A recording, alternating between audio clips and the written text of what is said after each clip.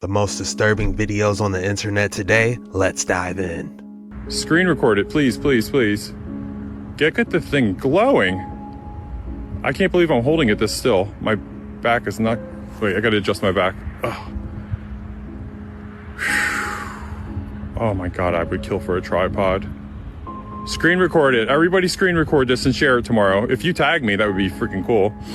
You don't have to, though. You don't have to tag me. But... oh my god, it's got... it looks like it's got little fuzzy hairs on it. It looks crazy. This is live, guys. This is live. I just happened to put the lens on perfectly and I zoomed right in on it. That was actually lucky. Now I'm having problems getting it... trying to keep it still.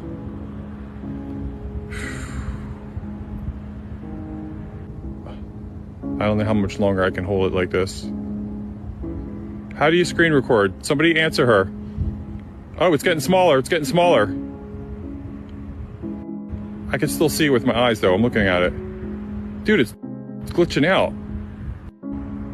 Screen record it, please, please, please. Kinda resembles a sand dollar, like a holographic sand dollar. Or could it be Blue Beam? Drop your thoughts in the comments below. Definitely some type of interesting orb going on in the sky. If you're enjoying this video, be sure to hit that like and subscribe button because we do these videos every single day. And I'd love to see you tomorrow. So let's get straight back into the action. 1934 LA Times article that specifically says Lizard People's Catacomb City hunted. Engineer sinks shaft under Fort Moore Hill to find maze of tunnels and priceless treasures of legendary inhabitants. G. Warren Schufelt, a geophysical mining engineer, used cutting-edge technology at the time in the form of radio x-rays to detect minerals and tunnels below the surface. It turned up catacombs and vaults that made up a vast city. Schufelt met with a Hopi Indian, Little Chief Greenleaf, told him the ancient story of how an advanced race called the Lizard People had built a massive underground city using powerful chemicals instead of shovel. The Lizard People were highly advanced and incredibly smart, according to the Hopi chief. Their city was built with an advanced type of cement, stronger than anything. Lizard People catacombs.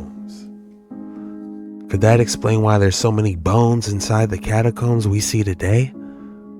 Why are there 6 million bodies beneath the city of Paris? It's because in the 18th century, the graveyards in France were overflowing with bodies, and King Louis XVI needed a plan to organize this. So he arranged the construction of the catacombs. This is a whole second city underneath Paris. It's believed that the catacombs are over 350 kilometers long and are a complex maze of tunnels and corridors. You could imagine that getting lost in here would mean, and it does. A hotel doorkeeper named Philibert Aspart stumbled into the catacombs and explored them a little bit. But when his single candle went out, he was surrounded by nothing but darkness and bones. His body was found 11 years later, and he was only identified because of the keys that he carried during his lifetime. There's also this video of a man exploring the catacombs when he suddenly drops his camera and starts sprinting away, which means either he got lost or he wasn't alone down there. Regardless, he was never seen again, and nobody knows what happened to him. And now you know. Why are there 6 million bodies beneath the city of Paris? 6 million? That's not adding up. I think there's more to the story than that. The catacombs, the darkest secret on Earth.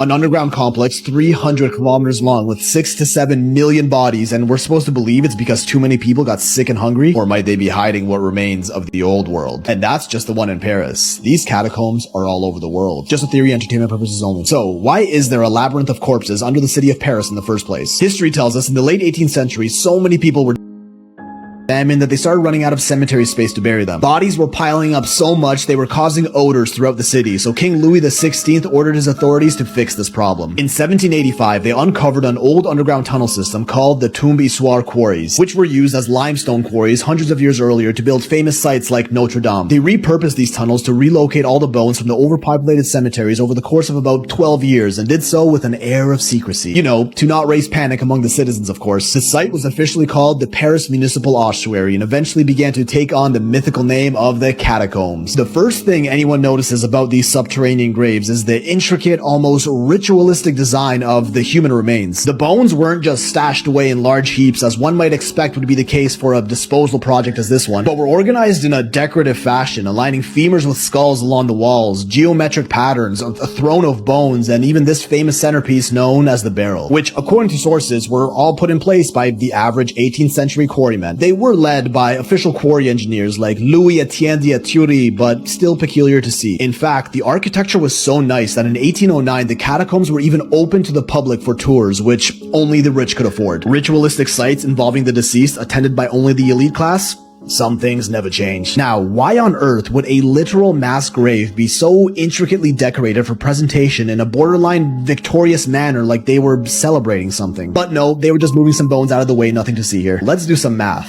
6 to 7 million bodies moved over the course of 12 years as claimed means 57 to 67 bodies moved every hour, night and day for 12 years straight. That's one body, which contains several bones, moved into place in carefully designed patterns every minute, day and night, non-stop for 12 years. Which could be possible given a sizable workforce, just quite impressive to say the least, especially given their incredible design. But the question does arise, where do you get 6 to 7 million bodies in a city with a population of just about 600,000 at the time? That's 10 times the population of Paris in the 1780s and even about 3 times Paris's population today. I understand these bodies have accumulated over centuries, but the population was even lower in previous generations. Not to mention, even most bones do decompose and become extremely brittle within 100 years, so where did all these remains come from? Disease and famine is the main explanation we're given. Even Great Britain was having the same problem of overflowing cemeteries around the same time. It's almost like there was an old world here before us that got wiped out in a short period of time and they needed a place to hide all the bodies, which reveals these Paris catacombs were merely the tip of quite an extensive shaft, as we see hidden mass grave sites like these all around the world, like in Odessa, Ukraine, home to the largest catacombs in the world. 2,500 kilometers of tunnels dug into limestone bedrock dating to about the 17th century, also used as a quarry and never officially to store bones of the deceased, but the majority of these tunnels haven't even been explored yet. Documentation of these catacombs is extremely limited, almost like they didn't want anyone to know what's down there, with large areas even being off limits to the public. Rumors claim that up to 1 million bodies may be buried down there, but on record, there's none, which is kinda odd given they're officially called the Odessa catacombs halfway around the world. The Basilica and Convent of San Francisco, a cathedral in Lima, Peru, has its own network of catacombs underneath. And again, what do we see here? Human bones arranged in a decorated manner, eerily similar to the ones in Paris, kinda like they were built as an award, a trophy, or accomplishment of some sort. Estimated to hold at least 25,000 bodies, with some claiming up to 70,000, or so we're told, as these haven't been explored much either, with many smaller catacombs under other churches in the surrounding area, all believed to be connected, possibly bringing the body count of this network into the hundreds of thousands, maybe millions, but just speculation. The Lima catacombs weren't even publicly rediscovered until 1943, despite starting construction in 1546. Now, why put so much effort into designing yet another artistic mass gravesite just to keep it hidden for hundreds of years? Just like the Brno ossuary in Czech Republic, again under a church and rediscovered as recently as 2001, despite being used in the 18th century, and this one has an estimated 50,000 bodies, but as always, it could be more. Organized in the fun geometric patterns we see everywhere, almost like the same group of people did this around the world. And like, why? Why put in so much artistic architectural design made of human remains into an underground crypt that no one is ever supposed to see? Allegedly constructed by your average 18th century quarrymen, because, you know, they all had degrees in advanced architectural design back then. Some sources even admit they appear to be arranged in a ritualistic manner, like the ones who built them were trying to achieve something more than just a gravesite. And what about those underground crypts they've been finding in places like New York City? Are there more of these hidden all around the world? St. Stephen's Cathedral in Vienna, Austria, catacombs with about 11,000 bodies. The catacombs of Rome, once said to host hundreds of thousands of the deceased, but have largely since been emptied. Under the Church of St. Paul's beneath the island of Malta, more catacombs. This list is endless. Almost always found directly under a church or cathedral. The obvious answer is they want to honor the dead by burying them under places of worship. Unless it was the churches that were strategically built on top of the catacombs. A perfect hiding spot for mass graves that nobody would accidentally stumble upon while keeping the majority of their known tunnels off limits to the public. These are just the ones we know about. There could be many more under major cathedrals in every city. So did all these places just happen to have body overpopulation issues in the past they solved by ceremoniously decorating decorating underground caverns with skulls and femurs. And today, we're A-okay, despite global population skyrocketing. Or maybe there was something back then that resulted in a huge spike of bodies. Fires. Almost every single major city has had their own that took place in the last 400 years or so. Try it out, search your city name, and you're almost guaranteed to find something. Every city, mass graves largely unexplored under their streets. Was there an old world, a lost civilization as recent as the 1700s that was wiped from the earth and intentionally hidden from records? Some mystery enthusiasts say yes. Before the Great Fires, there was rumored to be a great global empire that rhymes with barbarian. Ugh, I don't even know if I want to get into that. And who knows, maybe these catacombs are just totally innocent and none of this is true. Who knows how many catacombs are under those cathedrals that we don't know about? But a good indicator of where a catacomb might be is under all these giant cathedrals. Be hundreds of catacombs we don't know about. But as far as all these bodies, where did they come from? What is the purpose? Why did they stack them like that? Drop your thoughts in the comments below.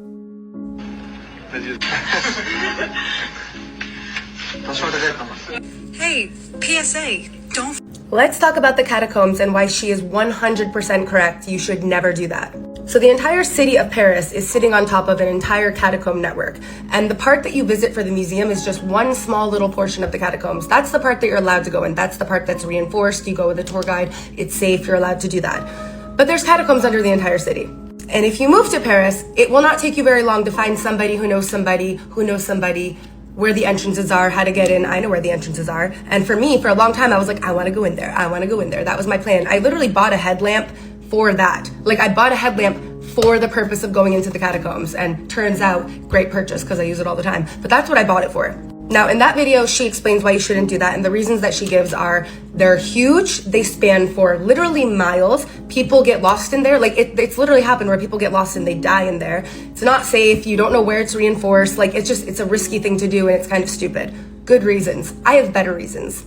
So I dated a guy, a Parisian guy who grew up here, and he's the type of guy who enjoys breaking the rules. So he's definitely gone in there and he has friends who goes in there. And I had said to him, I want to go in there. And he's like, I mean, we could go, but you can't go without me. And I was like, why? Because then also we broke up and I was like, I'm going. Like, I know where the entrance is, you know? Here's what he explained to me. So please, for the love of God, listen to this and don't ever try going in there. There's people that live in there full time. There is a community of people that live in the catacombs, okay? And they don't want tourists going in there, whether it's tourists like Americans, tourists like French people. They don't want people going in there, period. What he told me was, there are people down there, when you go in with your map, because obviously you need your map to figure out where you're going, because it's winding little corridors, you're gonna climb through water, you're gonna get disgusting, by the way. There's parts where you have to crawl. It's very confusing down there, right? And there's no cell service, and it's a risky situation. You need your map with you to know where the hell you're going. He said to me that there's people that live down there, and what they will do is when they see you coming in with your map, with your flashlights, here's what they'll do. They'll run up to you, grab your flashlight and grab your map, and then run away. Do you understand what I'm saying to you? You go down with me with my little headlamp and my little map, and I'm like, ooh, we're going on an adventure, which is illegal, by the way. And then someone runs up to me, imagine, grabs my map out of my hand and my headlamp, and I'm just sat there like, oh my God, where do I go? It's horrible, but like, that happens. And that is horrifying. So that's why he said to me, if we ever go, you have to go with me, because you need to go with someone who knows what they're doing. And also, like, I know some of the people who he's very indirect, but he's like, I know people. So like, maybe he's friends with the snatchers. I have no idea. But I heard that information and I was like, say less. I'm not going in there. I'm never going in there. It's just a bad idea. And it might seem like cute and funny, but like, it's not. You're going to get disgusting. You could die. Like, just please don't ever do it. Please don't ever do it. And no, I will not tell you where the entrances are. No, never. There are other ways to have fun adventures in Paris. Go to Père Lachaise Cemetery and try to summon the ghosts that live there. That's way more fun, I promise. Okay, that's all. Follow me for more Paris tips and tricks.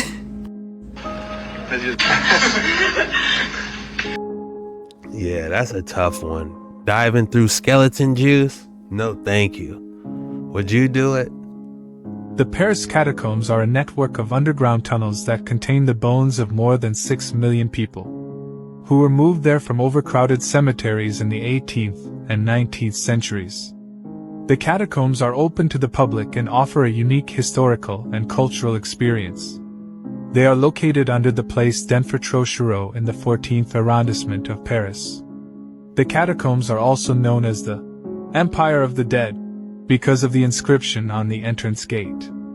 For images and detailed information, There might be some type of creatures down there, who knows?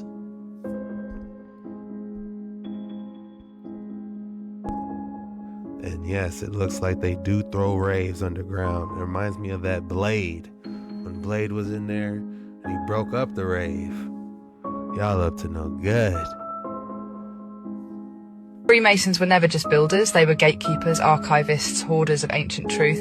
Inside the archives, you will not find speculations, you will find proof. History is a fabrication. Proof that civilizations more advanced than ours have risen and fallen, buried beneath layers of deception.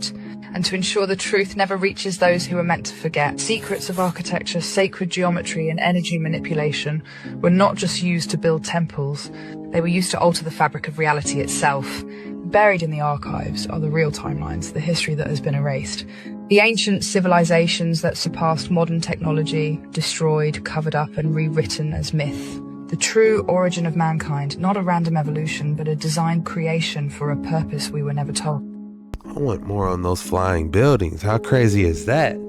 Imagine seeing a giant building flying. Kinda makes sense why we see all those different moving parts in those ancient Indian temples. Makes you think. This is Berlin in 1902, a place lost in time, showing you remnants of an old world. This was a time when they were still transitioning from the reset. This was a time in life when they still had free ether energy and etheric collecting devices on top of buildings. Can you spot the free energy electric vehicles here? How is it that today we just use petrol cars? Wouldn't it be better if we were running off free energy vehicles? You have to understand that even though this was after the reset, they still had old world values. Look at this beautiful architecture on the side of the buildings here. And we're meant to believe that they built all of this architecture like 50 years before this. Can you spot the free etheric device on top of that building over on the left? It seems quite mad to me that there's horse and carriages and also electric vehicles right next to each other. It's because this is literally the transition from the reset. So it was like the old world transitioning with the new world. Stay blessed, guys. Transitioning from the old world to the new world. How fascinating. I've been hiding this from you. The Great Pyramid of Giza is not just a massive stone structure built by primitive cultures. They've been lying to you. There is strong evidence that the pyramids were once covered by a flood. The creatures who built these structures knew how to use Earth's energy and had a deep understanding of the stars. All the pyramids are aligned with the Orion constellation, showing their advanced knowledge of astronomy and ability to harness celestial energy. But here's where it gets even crazier. The materials used to build the pyramid were intentional. The Nile River used to flow much closer to the pyramids. Satellite images and geological studies show that ancient Nile channels once brought water right to the pyramid's base. The pyramid's base is made of granite blocks filled with quartz crystals. Quartz has piezoelectric properties, meaning it generates an electric charge under pressure. The pyramid's heavy weight creates this pressure, producing a continuous electric charge. The Nile's water acted like a hydroelectric dam. These were not just tombs built by slaves, they were advanced energy machines. Think about it, why would a tomb need electricity? They have been hiding this from you. For entertainment purposes only, don't believe everything you hear or see on these videos. But take a look at how massive these giants could have been. It would make sense why these steps were so big. Now, if you believe this, you're truly living in denial. And I'm not talking about Egypt. This is the giant steps in Peru. And they say it was built over 900 years ago. And they also say it wasn't built by giants, titans, or the Nephilim, even the Anunnaki. It was built by a regular architect of normal size. And he didn't know he got the measurements wrong until we finished building it. I mean, come on, brother. What are we doing? The lies.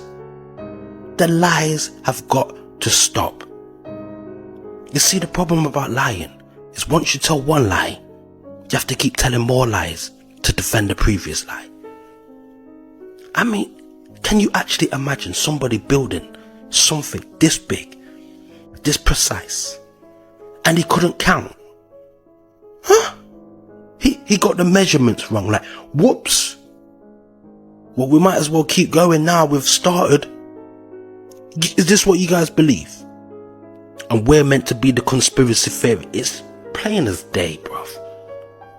Come on. The eyes are useless when the mind is blind. Who were those giant steps for exactly? 1600 and 1700, Versailles had no bathrooms. Waste was tossed from windows, and odors were masked with flowers and fans. Can you imagine living in such royal luxury? Between 1600 and 1700, Versailles had no bathrooms. Waste was tossed from windows, and odors were masked with flowers and fans. Can you imagine living in such royal luxury? That's disturbing to think about, that they could be that fancy without any bathrooms. Something's not adding up. Maybe something else was living in those buildings. If you thought I didn't have an amazing specimen for you today, think again. Feast your eyes on this. It's almost like it captured part of the sky.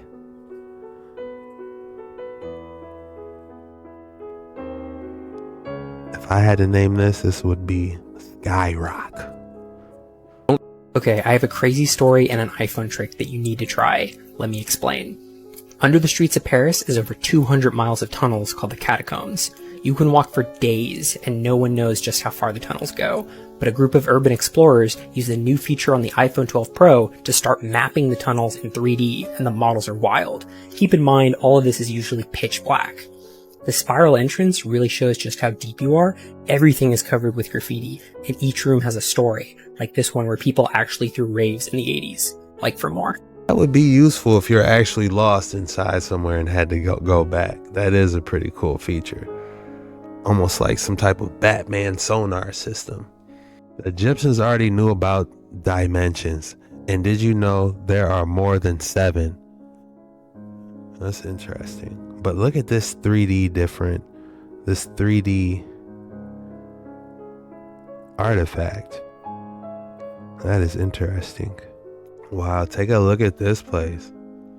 Uh-oh, they got a mermaid there. Is this one of those mega mansion mermaid dinner parties they're telling about? But it is a cool place. The code word is underground. Put underground in the comments so I know you made it this far, and I appreciate you for making it all the way through the video, and I thank you. Your support means the world to me, and this was the most disturbing videos on the internet today. See you tomorrow.